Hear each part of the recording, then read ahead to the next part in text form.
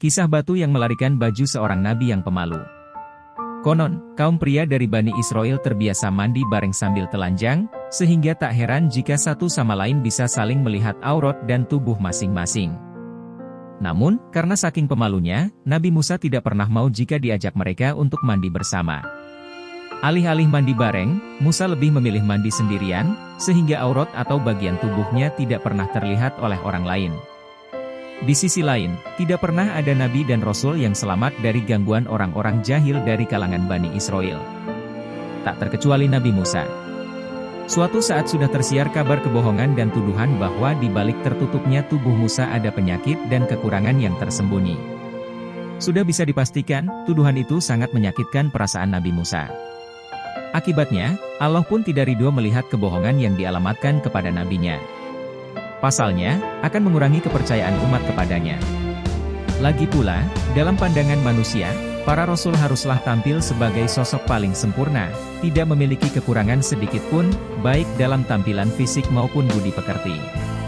Suatu ketika, Allah pun berkehendak membebaskan Musa dari segala tuduhan para pendusta dan cibiran orang-orang bodoh. Seperti biasa, saat mandi seorang diri, Musa meletakkan pakaiannya di atas batu. Selesai mandi, ia bermaksud mengambil pakaiannya. Namun, ia heran karena batu yang ditumpangi pakaiannya sudah tidak ada. Sungguh luar biasa jika ada batu bisa bergerak dan terbang membawa pakaian. Terlebih, batu hanya sebagai benda mati. Namun, tidak ada yang mustahil jika Allah sudah menghendaki. Atas hikmah dan keagungannya, Allah Maha Kuasa menerbangkan batu yang ditumpangi pakaian Musa dengan cara yang tidak biasa. Hikmah tersebut salah satunya hendak membebaskan Musa dari tuduhan buruk yang dialamatkan kepadanya. Musa pun terheran-heran melihat batu bisa terbang membawa bajunya. Meski demikian, ia tak sadar berlari di belakangnya sambil memanggil-manggil, "Pakaianku, hai batu!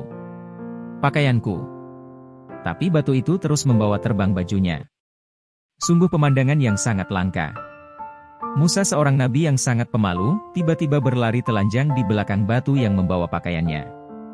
Hingga, sampailah pengejaran Nabi Musa di hadapan sekumpulan Bani Israel.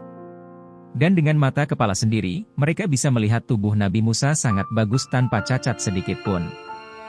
Terhapus sudah semua kecurigaan yang dilontarkan orang-orang bodoh kepadanya.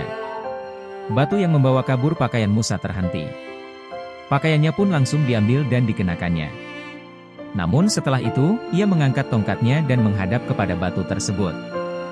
Tak berpikir panjang, Nabi Musa memukuli batu tersebut layaknya pukulan orang yang sedang marah kepada orang yang berbuat jahat dan zalim kepada dirinya. Padahal, Nabi sendiri tahu bahwa ia hanya sekadar batu. Namun, ia tetap memukulinya, layaknya kepada orang yang bersalah. Yang lebih aneh lagi, walau tongkat Nabi Musa terbuat dari kayu, tetapi mampu meninggalkan bekas pada batu yang dipukulnya, sampai ada beberapa bekas pukulan. Umumnya, kayu tidak mampu memberikan bekas pukulan pada benda keras.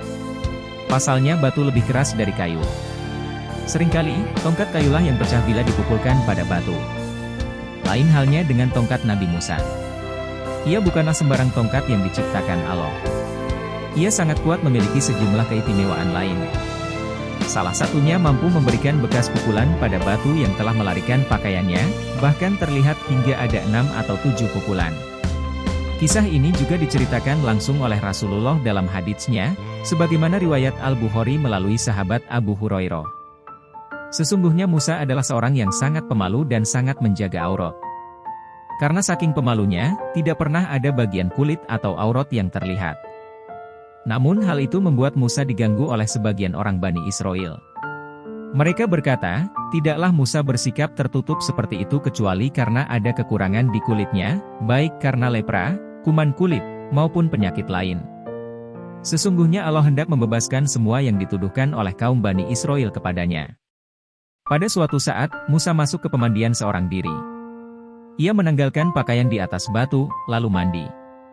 Usai mandi, ia melirik ke arah pakaiannya untuk diambil. Namun, batu yang ditumpangi pakaian telah membawanya. Ia pun langsung mengambil tongkatnya lalu mengejar sambil memanggil-manggil batu tersebut, "Pakaianku, hai batu! Pakaianku, hai batu!" Akhirnya, ia sampai di kerumunan orang-orang Bani Israel. Akhirnya, mereka bisa melihat Musa dalam keadaan telanjang dengan keadaan fisik tak kurang sedikit pun. Saat itulah Allah membebaskan Musa dari semua tuduhan. Bahkan batu pun berada di sana. Maka Musa mengambil pakaian lalu segera mengenakannya. Namun setelah itu, ia memukuli batu yang mengambil pakaian dengan tongkatnya. Demi Allah, pada batu tersebut ada bekas pukulan, 3, 4, atau 5 kali bekas pukulan. Kisah itu, kemudian dilansir dalam Al-Quran, "Hai orang-orang yang beriman, janganlah kamu menjadi seperti orang-orang yang menyakiti Musa, maka Allah membersihkannya dari tuduhan-tuduhan yang mereka katakan. Dan Musa adalah seorang yang mempunyai kedudukan terhormat di sisi Allah." Al-Quran Surat Al-Ahzab, ayat 69. Pelajaran yang dapat dipetik adalah: 1. Kisah di atas menginformasikan kepada kita bahwa kaum pria Bani Israel memiliki kebiasaan mandi bersama dalam keadaan telanjang. Namun, kebiasaan itu tidak diperbolehkan dalam syariat kita. 2. Betapa pemalunya Nabi Musa alaihi salam, sehingga merasa malu bila terlihat auratnya. 3. Para nabi dan rasul tidak pernah selamat dari gangguan orang-orang bodoh. Begitu pula orang-orang yang soleh. Namun, mereka dekat dengan pertolongan Allah selama mereka bersabar. 4. Tidak ada yang mustahil bagi Allah. Termasuk saat Dia berkehendak membebaskan Musa dari segala tuduhan. 5. Betapa kuatnya pukulan tongkat Nabi Musa, sampai membekas pada batu. Padahal sebuah tongkat, apalagi yang terbuat dari kayu, tidak mungkin meninggalkan bekas pukulan pada batu. 6. Para nabi adalah manusia paling sempurna, baik dalam hal fisik maupun budi pekerti. Sebab, Allah memilihnya untuk mengemban risalahnya, menunaikan amanat-amanatnya sebagai manusia terbaik. Wallahu alam.